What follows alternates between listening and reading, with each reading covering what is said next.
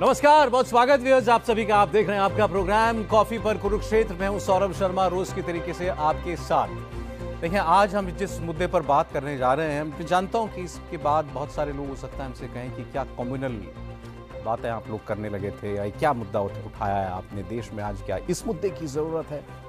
बात तो करनी पड़ेगी। कभी कोई ऐसा मुद्दा आपको, जो कोई ऐसी चीज आंख के सामने आपको दिख रही हो कि हाँ, ये देश के लिए एक प्रॉब्लम हो सकती है, आप इसीलिए बात ना करेंगे, कोई आप पर कोई तहमत लगाएगा, तो उसलिए तो ना ये प्रोग्राम बना है, ना इसलिए हम लोग यहाँ बैठते हैं। हम आज बात करने जा रहे हैं देश की बढ़ती मुस्लिम आबादी पर। कह रहा हूँ, पहले से ये टैबू सब्जेक्ट है, लेकिन एक हैंडल मिल जाता है हमको कभी कोई बात करने के लिए। तो आज जो हमको इस विषय पर बात करने के लिए जो मौका दिया है, वो एक विधायक है, समाजवादी पार्टी के उत्तर प्रदेश के अमरोहा से विधायक है महबूब अली। इन्होंने कहीं बात करते करते एक स्टेटमेंट ये दे दिया कि अब हमारी आबादी बढ़ चुकी है। मैं उनको कोट ही कर देता हूं इसमें, क्योंकि गुंजाइश रहनी नहीं चाहिए कहीं कुछ कि मैंने क्या कह दिया और उन्होंने क्या कहा था। मुसलमानों की आबादी बढ़ गई है, तुम्हारा राज खत्म हो जाएगा, 2027 में तुम्हारा जाना तय है, 2027 में तुम जाओगे जरूर, हम आएंगे। जब देश के अंदर इतने सदियों तक मुगलों ने राज किया, वो नहीं रुके, वो नहीं रह पाए, तो तुम कौन हो। अब मुसलमानों की आबादी बढ़ गई है। जिन्होंने जो ये बात कही, इससे देश के जनमानस के अंदर कहीं बहुत गहरे बैठी खतरे की घंटी बची, जो शायद वो एक्सप्रेस नहीं करता, जो हर वक्त उसके जहन में भी नहीं रहता। लेकिन जब कभी कोई ऐसी बात करता है तो अचानक से वो खतरा जो है उसके दिमाग में जो है मंडराने लगता है। और जब हम अपनी मेमोरी की बात करते हैं, तो मैंने कहीं पढ़ा एक हिस्टोरिकल मेमोरी भी होती है। हमारे देश के अंदर से विभाजन की, पार्टीशन की वो हिस्टोरिकल मेमोरी अभी गई नहीं है, क्योंकि हमारे देश में अभी भी वो जनरेशन जिंदा है जिसने देश के अंदर उस विभाजन की विभीषिका झेली है। आज आपको वो लोग मिल जाएंगे जो पाकिस्तान में रहते थे, उस इलाके में रहते थे, वहाँ से बंटवारे के बाद वो यहाँ आए, अपना सब कुछ उन्होंने छोड़ दिया। आपको ऐसे परिवार मिल जाएंगे जिनके परिवार के सदस्य जो हैं वो ख़त्म हो गए। तो आज भी वो बात, वो तार जिंदा है, वो दर्द जिंदा है। और ऐसे में और वो बंटवारा क्यों हुआ था? वो बंटवारा इसलिए हुआ था क्योंकि उस वक्त देश के अंदर एक मुस्लिम आबादी एक बड़ी संख्या में मौजूद थी, और उस वक्त के मुसलमान नेताओं ने यह कहा था कि हिंदू और मुसलमान दो अलग अलग राष्ट्र हैं जो एक साथ नहीं रह सकते। इसलिए उस वक्त पाकिस्तान बना दिया गया था। हम एक सेकुलर देश थे, हमारे यहाँ से वो कंप्लीट ट्रांसफर ऑफ पॉपुलेशन भी नहीं हुआ। हमारे देश में करोड़ों मुसलमान रहे, और वो करोड़ों मुसलमान आज अच्छा जीवन जी रहे हैं। उनकी नस्लें कई जनरेशन हो चुकी हैं, उनकी आबादी लगातार बढ़ रही है, उन्हें किसी को कोई प्रॉब्लम नहीं है। लेकिन अगर कोई आदमी ये बात कहता है हमारी आबादी बढ़ गई है, अब तुम्हें जाना होगा, चाहे वो सरकार के लिए कह रहा है, लेकिन आप एक वीटो इस्तेमाल कर रहे हैं। हमारी आबादी हमारा हथियार है, आप आबादी को हथियार की तरह इस्तेमाल कर रहे हैं। अगर नहीं तो ये विधायक ऐसी बात कहते क्यों? तो आज इसी पर हम लोग, इसी सब्जेक्ट पर आज हम बात करेंगे। इसको कई सवाल में हम लोगों ने फॉर्मुलेट किया है कि क्या देश में वाकई मुसलमान या मुसलमान नेता मुस्लिम आबादी को एक टूल, एक इलेक्टोरल वेपन के तौर पर इस्तेमाल कर रहे हैं? क्या इस चुनाव में अभी जो बीता 2024 का, हमने वोट जिहाद की बात कही, कुछ लोगों ने कहा ये शगुफा है, या बीजेपी वालों ने, आरएसएस वालों ने फिर एक बार देश को बांटने की कोशिश की बात कह करके। लेकिन फिर ये जो उन्होंने बात कही, क्या इसको हम वोट जिहाद नहीं कहेंगे? और फिर जैसा मैंने आपसे कहा था कि और क्या मुस्लिम वोट एक वीटो है, एक होमोजेनस वेपन है मुस्लिम वोट, जो एक मुश्त जाता है, भारी तादाद में जाता है, और वो किसी की भी सरकार को गिराने या बनाने का, डिसाइड करने का वीटो उसके पास है। इन्हीं सवालों के इर्द गिर्द हमारी बात रहेगी। आप अपने सवाल, अपने सुझाव, अपने कमेंट्स हमें, अभी लाइव प्रोग्राम चल रहा है, आप #कॉफी पर कुरुक्षेत्र ये लिख करके हमको पोस्ट कीजिए, हमको आपके कमेंट्स मिलेंगे, कुछ सवाल भी हम लेने की कोशिश करेंगे। मेहमानों से आपको मिलवा देता हूं। प्रदीप सिंह जी रोज की तरीके से हमारे साथ हैं। सर बहुत नमस्कार, स्वागत आपका। शांतनु गुप्ता जी हैं, और हमारे आज के स्पेशल गेस्ट प्रोफेसर संगीत रागी साहब, वो स्टूडियो में आ चुके हैं। सर बहुत स्वागत सर, वेलकम, प्लीज बैठिए सर, प्लीज बैठिए सर। रागी साहब दिल्ली यूनिवर्सिटी के प्रोफेसर हैं, एचओडी रहे, और ऑथर हैं, और इस सब्जेक्ट पर रागी साहब का बहुत काम है। निकाल सर, आपकी डॉक्टरेट नहीं तो रिसर्च का तो मामला है ही है, सब्जेक्ट है ही है ना?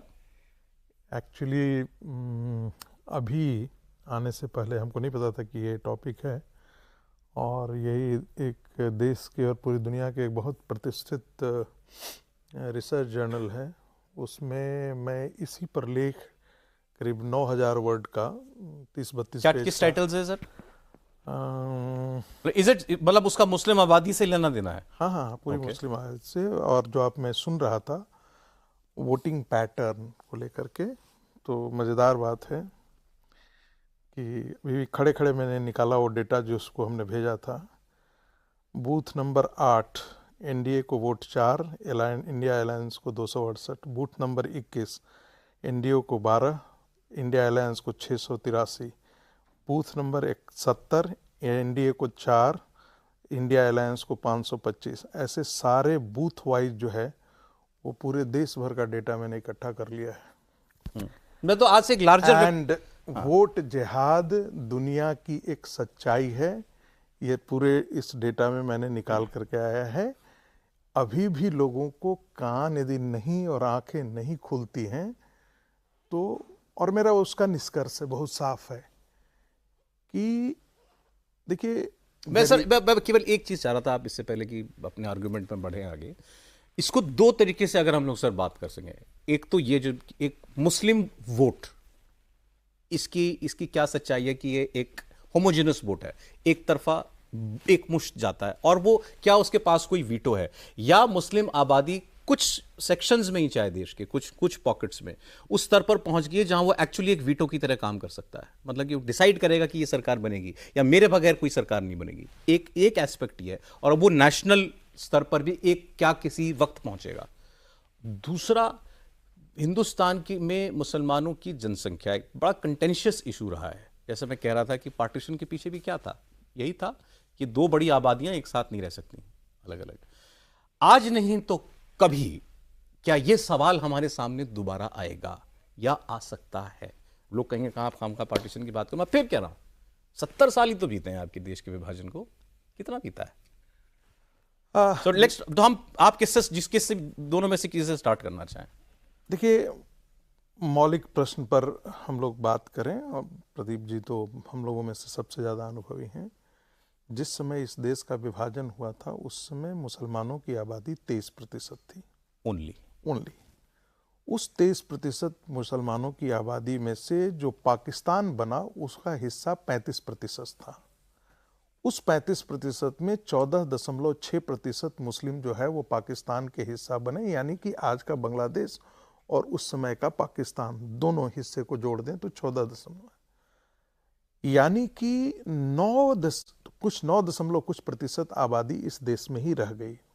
जनसंख्या का अदला बदली जो चाहते थे, अंबेडकर चाहते थे और कई लोग चाहते थे, ऐसा नहीं हो पाया। Ambedkar complete transfer of population बिल्कुल चाहते थे। ये माय थॉट्स इन पाकिस्तान का आप पढ़ेंगे, उसमें अंबेडकर ने बहुत साफ आर्गुमेंट इस पर किया है।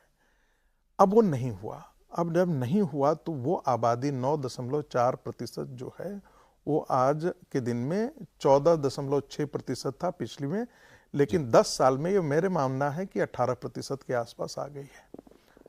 देश के कोई 126 ऐसे हैं, सैकड़ों ऐसे जिसे आप कह सकते हैं जहां पर वो डोमिनेंट है। मैं आसाम का डेटा देख रहा था, मैं उत्तर प्रदेश का डेटा देख रहा था, मैं मधुबनी का देखा, सिवान का देखा, ऐसे कई ऐसे हैं जहां ये कई डोमिनेटिंग पोजीशन में आ चुके हैं। अब सवाल है कि क्या ये सारी बातें आने वाले दिनों में उभर करके आएंगी? मेरा तो 200% ऐसा मानना है यही होगा। आने वाले दिनों में वो इस्लाम के नाम पर वो बहुत बड़ी बातें करेंगे या इस प्रकार की चीज़ें करेंगे, जिसकी शुरुआत हो चुकी है। अभी वो छिटपुट घटनाएं होती हैं, और आप देखेंगे कि भारत विभाजन से पहले शुरुआत यहीं से हुई थी। जैसे आज वक्त के नाम पर हो रहा है। 1914, 15, 16 का आप देखें तो जिन्ना और गांधी तो एक साथ थे, खड़े थे। 14 के बाद इधर उधर होना शुरू हो गए। मूल मुद्दे पर आते हैं। देखिए, इस्लाम की थियोलॉजी को हमको समझना बहुत ज़रूरी है। जो लोग ये बात करते हैं कि हिंदू मुस्लिम भाई भाई भाई भाई, ये सब ठीक बात है। सवाल इस्लाम को लेकर के है। जब वो कहता है कि एक दारुल हरब है और दारुल इस्लाम है, जहाँ पर इस्लाम का शासन है वो दारुल इस्लाम है। दूसरे एक जगह है जहाँ पर दारुल हरब है, जहाँ पर इस्लाम का शासन नहीं है। हमको पूरी दुनिया को इस्लाम के शासन के अंदर लाना है, और ये उनको बच्चा से ही पढ़ाया जाता है। ये उनकी तकरीर का हिस्सा है, इस्लामिक थियोलॉजी का हिस्सा है। हम कहते हैं कृण्वन्तो विश्वार्यम, पूरी दुनिया को हम श्रेष्ठ बनाएंगे। हम नहीं कहते हैं हम हिंदू बनाएंगे, हम नहीं कहते हैं उनको सनातनी बनाएंगे, हम कृण्वन्तो विश्वार्यम हम बोलते हैं। भारत का रिलीजन वी एंड दे नहीं करता है, लेकिन इस्लाम वी एंड दे करता है। इसलिए अम्बेडकर ने कहा इस्लामिक ब्रदरहुड यूनिवर्सल ब्रदरहुड नहीं है। अब रही बात, ये संभव कैसे हो सकता है? जनसंख्या में बदलाव एक बहुत बड़ा तरीका है। जनसंख्या में बदलाव आप कैसे करेंगे? या तो बच्चे ज़्यादा पैदा करेंगे या कन्वर्जन ज़्यादा करेंगे। यही हालत आज यूरोप झेल रहा है, स्पेन झेल रहा है, फ्रांस झेल रहा है। एक पोलैंड को आप छोड़ देंगे तो ऐसे ऐसे यूरोप के कई ऐसे देश झेलना शुरू कर दिए। भारत के अंदर एक अद्भुत डेमोग्राफी का ट्रांजिशन हो चुका है। वेस्ट बंगाल, मैं नहीं जानता कि आने वाले 20 साल में वेस्ट बंगाल की हालत कश्मीर से कोई खराब। मैं पूछूं आपसे, अभी जो आपने बात की उसी में आपने कहा कि जब बंटवारा हुआ तो उस वक्त संयुक्त भारत में मुसलमानों की आबादी 23% आज आप कह रहे हैं कि क्योंकि हमारे पास 2011 तक का डेटा अवेलेबल है जिसमें 14.23% के करीब थी, आज आप कह रहे हैं वो लगभग 18%, 5% का बस उस पैमाने पर 5% के अंदर एक थ्रेशोल्ड पार करते ही मैं हिस्टोरिकल एविडेंस की बात कर रहा हूं सर। यहां पर हम क्या सोचते हैं वो इंपॉर्टेंट नहीं है।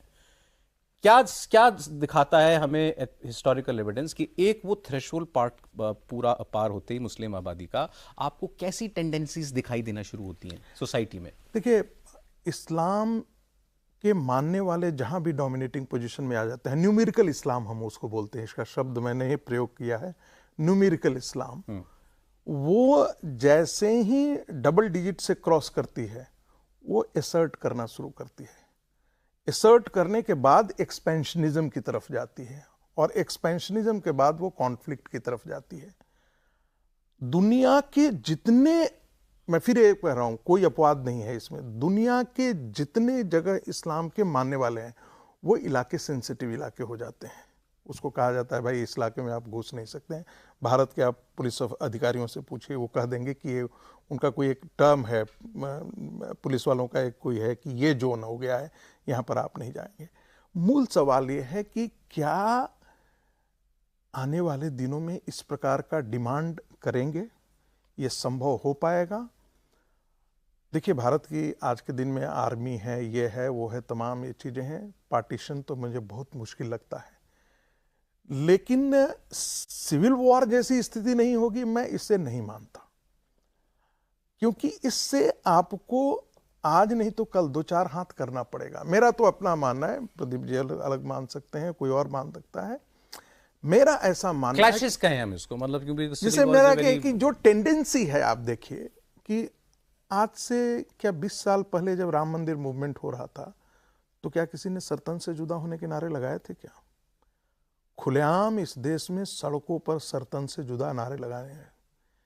आप मनुस्मृति पर टिप्पणी करते हैं, आप रामायण पर टिप्पणी करते हैं, आप महाभारत पर टिप्पणी करते हैं, आप अपने देवी देवताओं पर टिप्पणी करते हैं, सब कोई करता है और उसको कुछ नहीं होता है। इस्लाम पर एक छोटी सी टिप्पणी होती है और उसका नतीजा आप देखते हैं कि भारत के अंदर सारे सड़कों पर कहां से कहां हो जाता है। सर, जो ये विधायक सपा के बोल गए, हमारी आबादी बढ़ गई है, तुम्हारी सरकार जाएगी, अंग्रेजी में एक फ्रेज है, cat is out of the bag, क्या वैसा ही मामला है? नहीं, मेरे हिसाब से तो कैट हमेशा से बाहर थी। अच्छा, बैग में कभी थी ही नहीं। ओके, आप इस्लाम का इतिहास उठाकर देखिए, किसी को भी, किसी भी हिस्टोरियन को पढ़िए, इस्लाम आया तलवार के जोर पर। इस्लाम भाईचारे से नहीं आया। कोई एक देश बताइए जहां इस्लाम जो है भाईचारे से आया हो? तलवार के जोर पर आया। तो या तो जो मैं कई बार कोट करता हूं रविन्द्रनाथ ठाकुर को, तो उन्होंने लिखा है कि 2 मजहब ऐसे हैं इस दुनिया में, इस्लाम और क्रिश्चियनिटी, जिनके साथ अगर आपको शांति से, भाईचारे से रहना है तो उसका एक ही तरीका है, एक ही विकल्प है कि आप इनके धर्म को स्वीकार कर लीजिए, नहीं तो फिर मरने के लिए तैयार रहिए। तो उसमें भी 2 तरीके हैं, या तो फिर आप मरने के लिए तैयार रहिए या कन्वर्जन के लिए तैयार रहिए। ये नारे, मतलब हमने आपने पार्टीशन का दौर तो नहीं देखा है, लेकिन जम्मू कश्मीर में जो हुआ 90s में वो तो देखा है। कश्मीरी पंडित भगाए, जिस तरह से भगाए, जिस तरह से मस्जिदों से ऐलान हुए उन पर ध्यान दीजिए। दूसरा, अपनी आंखों से देखा हुआ, महसूस किया हुआ व्यवहारिक बात बता रहा हूं। उत्तर प्रदेश का मऊ पहले आजमगढ़ का हिस्सा होता था, अब जिला बन गया। एक समय ऐसा था जब वहां आप अपने घर में सत्यनारायण भगवान की कथा नहीं करा सकते थे, अच्छा, आरती पूजन नहीं कर सकते थे, शंख नहीं बजा सकते थे, घंटा घड़ियाल नहीं बजा सकते थे। किसके डर से? मुसलमानों के डर से। पैसा था, गल्फ से बहुत पैसा आता था, वहां हर घर से कोई ना कोई एनआरआई था। तार अंसारी का रीजन था वो पूरा। कैसे खत्म हुआ? जो हम लोग चर्चा कर रहे हैं ना कि ये इसका हल क्या है, ये कहां तक जाएगा। मथुरा से पंडे आए, कई महीने तक वहां रुके और रोज जो है कथा हुई, घंटा शंख जो है, घंटा घड़ियाल सब बजा, नॉर्मल हो गया। ताकत दिखानी पड़ी आपके पास, ताकत नहीं जरूरी, समाज को अपनी ताकत नहीं, दिखानी पड़ी। इस्तेमाल की जरूरत नहीं है, ताकत आपके पास है, ये पता होना चाहिए। सर मेरे लिए तो ये जो ये इन्होंने, महबूब अली नाम है इनका, जो इन्होंने बोला, मेरे लिए तो वही प्रदीप जी कह रहे हैं, मैं इसको इंडोर्स करता हूँ। जब अयोध्या मूवमेंट था तो सैयद साहबुद्दीन ने एक नारा दिया, हम लॉन्ग मार्च करेंगे। अगले दिन राष्ट्रीय स्वयंसेवक संघ से बिना पूछे अशोक सिंघल जी ने एक प्रेस कॉन्फ्रेंस किया, मैं तो इसका विटनेस हूं। उन्होंने कहा, सैयद साहबुद्दीन और सारे मुस्लिम संगठनों को मैं चेतावनी देता हूं, हिंदू समाज ये सारे लॉन्ग मार्च और शॉर्ट मार्च बाहर निकाल देगा। न लॉन्ग मार्च निकला, न शॉर्ट मार्च निकला। मैं कह रहा था कि भाई कोई व्यक्ति इतना, कोई विधायक छोड़िए, कोई नेता छोड़िए, कोई भी व्यक्ति नॉर्मल, वो उसके थॉट प्रोसेस में ये है कि मेरी आबादी, मेरे लोगों की आबादी उस विधायक बढ़ के रही नहीं है। है। स्वाभाविक बात हाँ, है, मतलब हमारे आपके लिए वो आश्चर्य मुझे की बात। सुन करके हिट किया। नहीं, सौरभ, इन्होंने कहा ना, एक जोड़ देता हूं, विवेकानंद जी ने कहा, ये जो सर बोल रहे थे, विवेकानंद ने भी यही कहा और भी उसके साथ जोड़ा, एक भी व्यक्ति यदि हिंदू समाज से बाहर निकलता है, मैं फिर दोहरा रहा हूं आपके दर्शकों के लिए, तब आरएसएस नहीं था, विवेकानंद जी, रविन्द्रनाथ टैगोर सब जानते थे इस सच्चाई। एक भी व्यक्ति यदि हिंदू समाज से बाहर निकलता है तो हिंदू समाज की एक संख्या कम नहीं होती है, हिंदू समाज का एक दुश्मन पैदा होता है।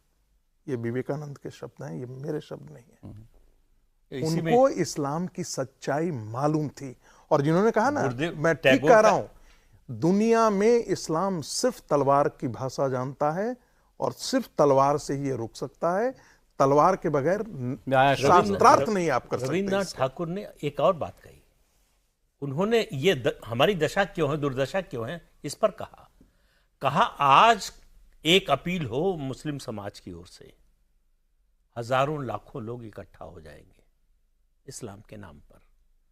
आप जरा किसी हिंदू देवी देवता या अपने अपने धर्म के किसी चीज के नाम पर आवाज देकर देखिए, कोई इकट्ठा होगा? उन्होंने कहा, हम फिर पहले अपनी भाषा देखेंगे, क्षेत्र देखेंगे, जाति देखेंगे, तो हम तो बटे हुए हैं। ये रविन्द्रनाथ ठाकुर जी ने कहा। हाँ, हम बटे हुए थे, इसीलिए ये हालत। उस वक्त वो जो योगी जी बोल रहे हैं ना, किसी ने उनको संकीर्ण सोच छोड़िए ना, गांधी ने कहा आज बोलते तो संकीर्ण सोच वाले और कम्युनल हो जाते।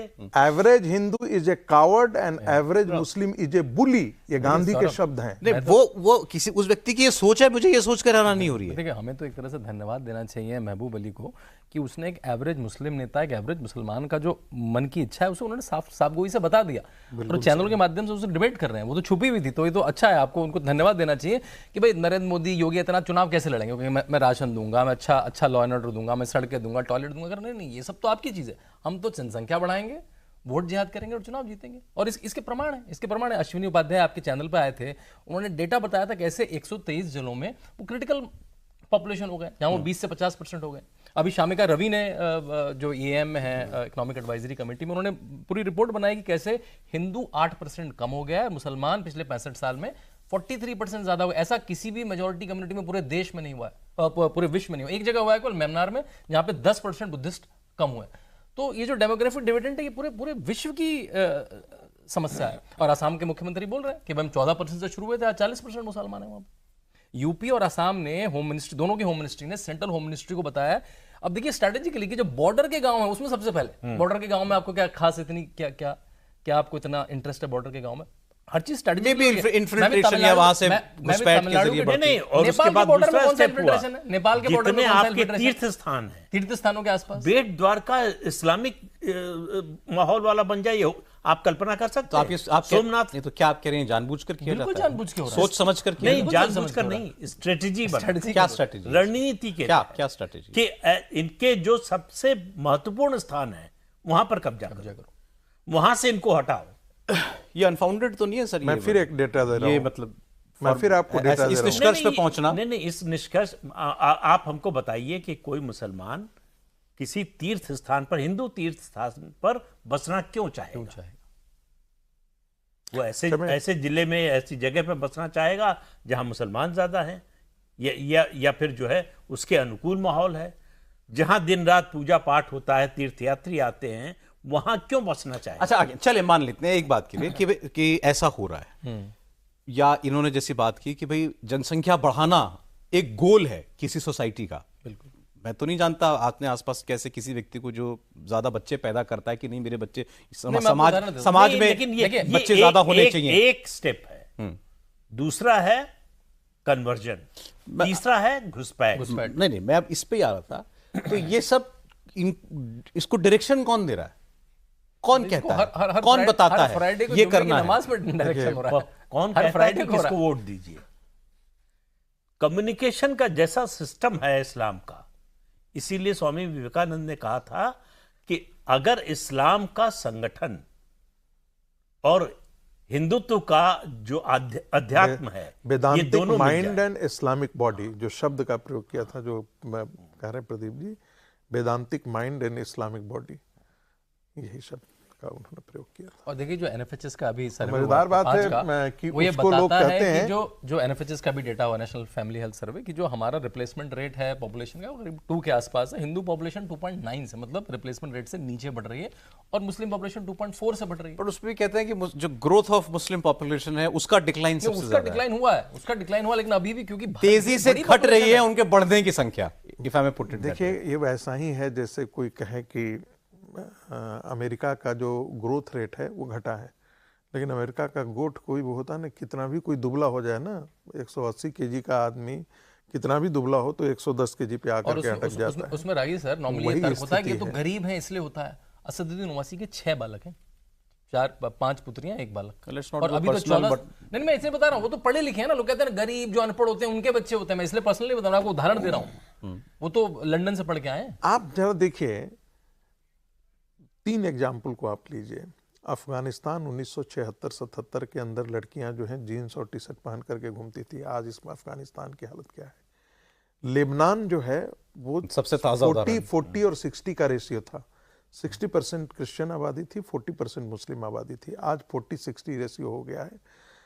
वहां पर आज के दिन में इस्लामिक शासन के तौर पर ही चल रहा है। क्रिश्चियनिटी जो है वो बर्बाद हो गई है। Iraq post Christian, Iran Persia कहते थे। ईरान की मूवीज देखिए, आज खोजे से एक पारसी नहीं मिलेगा ईरान में, आपको भारत में मिल जाएंगे। आप कहते हैं कहां से होता है? आप जिस देवबंद को देखते हैं यहाँ पर, वहां पर 11वीं सेंचुरी का एक बुक पढ़ाया जाता है, हिदाया। वो एग्रेसिव जिहाद की बात करता है। ये जिहाद क्या है, जिसे अब आप वर्ड करते हैं ना, शहीद हो जाना, शहीद होना। हम लोग भी तो मूर्ख हैं। शहीद शब्द इसके लिए कहा जाता है जो इस्लाम के लिए अपना जान दे दे, उसे शहीद कहते हैं। हमारी आर्मी अपनी बॉर्डर के लिए जान देता है, उसको भी हमारे यहाँ मूर्ख लोग। आर्मी नहीं कहती कभी।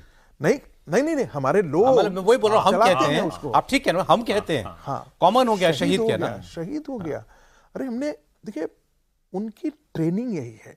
और मैं मुजफ्फरनगर का एक केस है, पता नहीं वो पूरे देश में लागू होता। मुजफ्फरनगर राइट्स के बाद मैं सर्वे करने गया था दिल्ली यूनिवर्सिटी की तरफ से। दिल्ली यूनिवर्सिटी का एक प्रोजेक्ट था जो मेरा ही प्रोजेक्ट था। हम पूछे वोटिंग कैसे करते हैं? उन्होंने कहा हमारी मस्जिदों में शुक्रवार के दिन हमको बता दिया जाता है कि कहाँ करना है, कहाँ वोटिंग। हाँ, बहुत क्लियर टर्म्स में, ऑल ओवर, बहुत क्लियर, बिल्कुल। ये किसी को गलतफहमी में नहीं होनी चाहिए। जिस फिलिस्तीन और इजराइल को लेकर के रहने 2010 में मैं तेल अवीव में था, एक ऐसे ही सेमिनार, यही हिंदू मुस्लिम राइट्स पर ही बोलने गया था। वहाँ पे उन्होंने कहा कि एक हार्वर्ड के प्रोफेसर, उन्होंने कहा हमारा डीएनए एक है। तो किसी ने काउंटर किया, कहा कि डीएनए एक है तो इसे इतने दिनों से लड़ क्यों रहे हो? सब एक ही है, डीएनए है तो एक लड़ क्यों रहे हो? आज देख रहे हैं हालत क्या है। आपके पास ताकत की भाषा होनी चाहिए। जो सावरकर जी ने कहा था, गांधी जी ने कहा कि बिना मुसलमानों के साथ लिए हम आजाद नहीं हो सकते, नहीं तो उसकी कीमत बहुत देनी पड़ी। गांधी जी ने अपनी सारी लगा दी अपनी ताकत, एक नहीं हो पाए। सावरकर जी का एक ही कहना था, with you, without you and in spite you.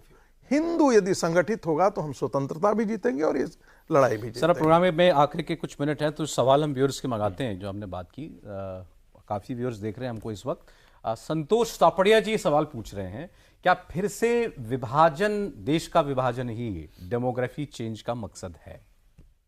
हाँ, मकसद तो है, लेकिन जो बात रागी जी ने कही मैं सहमत हूं, विभाजन नहीं हो सकता। मकसद ये है 1947 मकसद है किसी का? निश्चित रूप से, उसमें कोई दो राय नहीं। जो ये नहीं मानता है वो गलतफहमी में जी रहा है। आज जो स्थिति है और 1940 और 30 में जो स्थिति थी, वो उसमें जमीन आसमान का अंतर है। ये अलग बात है कि हिंदू अब भी सो रहा है, उसको ये बात समझ में नहीं तो अंतर कहाँ है? देखिए, मुश्किल ये है कि हमको ये पढ़ाया नहीं गया, ये सिखाया नहीं गया कि वो अलग हैं, वो दूसरे हैं। उनको वो या तो हमारे जैसे हो जाए या फिर चले जाएं या उनको हम खत्म कर दें। मुसलमान तो पैदा होता है तो बच्चा तो उसको सिखाया जाता है तुम्हारी असली जिंदगी तो मरने के बाद शुरू होगी। और हम तो 7 जन्म और पता नहीं कितने जन्मों की आपने ऐसे कहा कि अब वो 47 नहीं हो सकता दोबारा, आपने कहा तब में और अब में बड़ा अंतर आ गया। वो मैं पूछ रहा था क्या अंतर आ गया? अंतर यह आ गया है कि उस समय जो आज़ादी का आंदोलन जो लोग चला रहे थे उनमें से ज़्यादातर लोगों को लग रहा था कि जल्दी से जल्दी आज़ादी मिले। एक दूसरा, उस समय ब्रिटिश हुकूमत यहाँ थी जो डिवीजन कराना चाहती थी, जिसके पास ताकत थी ये कराने की, तो उन्होंने कराया। और हिंदुओं की नाकामी कहें, लापरवाही कहें, सियालकोट उसका एक बहुत ज्वलंत उदाहरण है। सियालकोट का उदाहरण है, सियालकोट हिंदू बहुत बहुल इलाका था जी। पाकिस्तान चाहता था कि पाकिस्तान में आ जाए, तो ये हुआ रेफरेंडम होगा। रेफरेंडम हुआ, 40% से ज्यादा हिंदुओं ने वोट ही नहीं दिया। कुछ वोट देने नहीं गए, कुछ गए, कहा कि बहुत भीड़ है, बाद में पाकिस्तान को मिल गया सर। पाकिस्तान को मिल गया। शिवराम जी एक अपना आर्गुमेंट दे रहे हैं। उनका ऐसा मानना है कि भारत के मुसलमानों की तादाद तो कम ही है, लेकिन पिछले कई वर्षों में बांग्लादेशी और रोहिंग्याओं के आने से मुस्लिम आबादी में इजाफा हुआ है। फैक्चुअली ये बात सही है या नहीं जो वो कह रहे हैं? देखिए, मैं थोड़ा सा एक इसको जोड़ देना चाहता हूँ। कश्मीर के नरेश को उस समय लगता था कि से हमारी जो आर्मी है उसका कंटिंजेंट जो है वो उसमें मुस्लिम भी हैं। तो उनसे आकर के पूछा गया कि आपको विश्वास है? बोला हमें डोगरा से भी ज़्यादा विश्वास है। और आपको मालूम है वो रेजिमेंट जो है वो पाकिस्तानी सेना के साथ जाकर के अपने ही कमांडेंट को मार डाली। इंटीग्रेशन ऑफ इंडियन स्टेट्स पढ़िएगा, वीके मेनन की पुस्तक है, बड़ा शानदार लिखा हुआ है। तो ये तो सच्चाई है, विभाजन हो सकता है। यदि आपके आर्मी में भी उनका जो प्रोपोर्शन है उतना ही हो जाता, एयरफोर्स में भी प्रोपोर्शन उतना ही हो जाता, डिफेंस फोर्सेज में होता, तब तस्वीर कुछ और होती। ऐसा मेरा अपना अनुमान है। आज वो स्थिति नहीं है, कहीं ना कहीं ये लोग भी सचेत हैं, तो वो स्थिति नहीं होगी। लेकिन वो जो बात अभी कह रहे हैं, मुझे लगता है कि ये अंशतः सही है, ये पूरी तरह सच नहीं है। वो भी एक फैक्टर है। वो एक फैक्टर है। रोहिंग्या कितना है? 1 लाख, 1.5 लाख, 2 लाख, यही था। और जो जनरल एसके सिन्हा की रिपोर्ट जब आई थी तो उस समय 3 करोड़ के कहा जाता था। एक फाइनल क्वेश्चन नवरत्न सोलंकी जी का है, क्या लॉन्ग रन में देश की संप्रभुता पर खतरे की घंटी है बढ़ती मुस्लिम आबादी?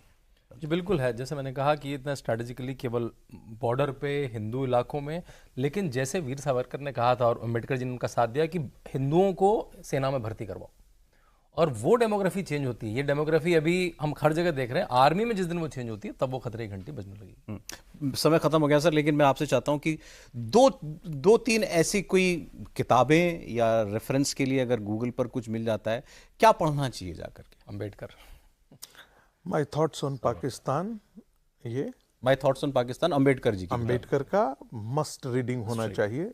मस्ट रीडिंग होना चाहिए। एक तो ये, दूसरा मैं सलाह सबको दूंगा, सीताराम गोयल जी की जो पुस्तक है वॉइस ऑफ इंडिया से, वो सीरीज सब इस देश के सारे हिंदुओं को नहीं है तो मुफ्त में बांट करके पढ़वा देना चाहिए। खासकर जो उनकी पूरा किताब जो My है जो Temples, प्रदीप जी My ने Temples, What Happened to Them।